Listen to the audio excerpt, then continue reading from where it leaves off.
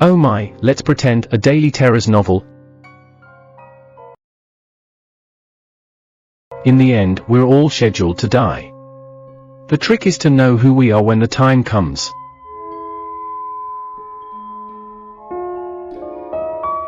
A light rain slid across the windshield and a heavy wind swept branches along the road. I knew something was brewing in the air, something in my drive from DeLand to downtown Orlando, which was long and dark, lonesome and endless, especially once you passed Altamonte Springs and entered the dark depths of the interstate. On the radio, a telecaster said, "Hurricane Louisa is building strength in the Atlantic, now a Category 4, expected to make Floridian landfall in 2 days." "Another hurricane," I said. "This late? It's October, for Christ's sakes." Those were the first bands of the storm creeping in, and I sensed an omen of something else about to happen. Amelia's words the other night. Another suicide at the same lake where Shirley was found. An unlikely coincidence, perhaps. They say things happen for a reason, and suddenly I felt as if it was time warping into a haunted past meant to wake something dormant in me. A vigilant hunger so that I may not lock it away any longer and let it starve that phantom of who I once was. Maybe my weariness was because of the windy air outside or the darkness, or maybe it was just this inner empty feeling knowing I couldn't change what happened to Shirley. I don't understand why guilt kept intruding my mind, ever since the other night, and especially since I was returning to the lake where she died. Why was I returning to the scene where Shirley died? Why now?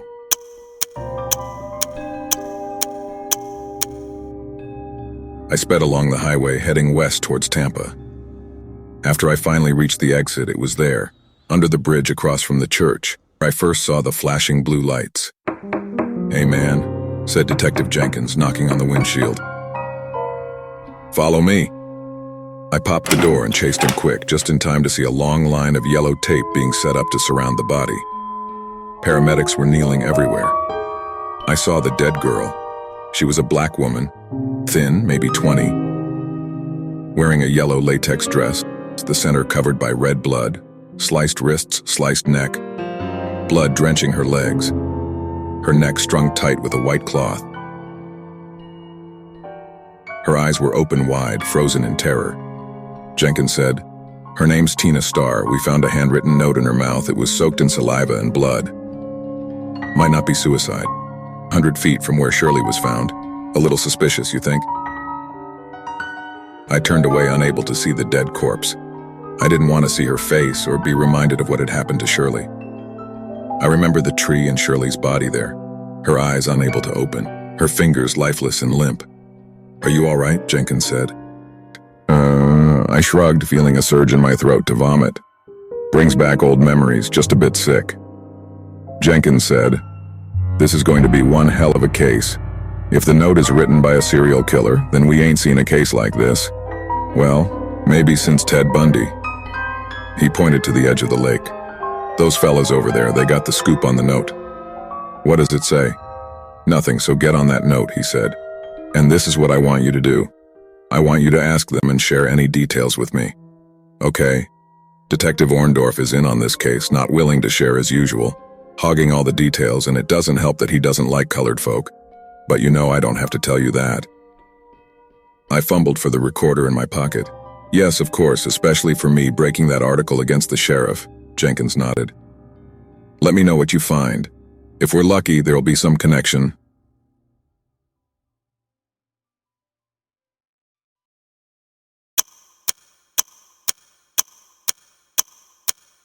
Julia Livingston rushed over, the MD extraordinaire, just in time with a hug. She held me tight and smiled, eyes blue as summer sky over the ocean, golden waves of dirty blonde hair over her shoulder. "I've really missed you," she said.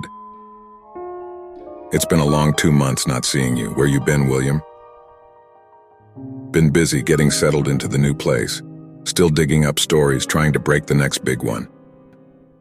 "Why haven't you returned any of my calls? I've been calling for weeks. Is everything all right?" I didn't know what to say. To see her face again warmed me. I knew comfort whenever I saw her. I truly did, but I wasn't willing to let her get too close again, especially since our time moved from the shrink chair to her bedroom and caused her to leave her cop husband Johnny, who was asshole buddies with Detective Orndorff and the others. "Johnny called me in," she said. "He thinks the suicide victim is a client of mine, that she looked familiar to him." "Was she?" "I'm not sure yet." Julia's eyes rolled to the yellow tape where the shadow of a cop in a badge approached. "Say, Billy, I'm a little worried." "Why?" "Well," she said, "Johnny's coming over and I don't want any problems." "Did you divorce him yet?" "No, we're still separated." The shadow lurched its arm out and grabbed my shoulder. The man wore a chrome haircut and stirred dark emotions in me, especially when he said, "I warned you to keep away from my wife, Billy boy. Didn't I?" "Didn't I?" "What are you talking about?"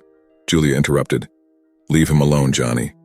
"No, I know you both still got something going on," he said, pinching my shoulder.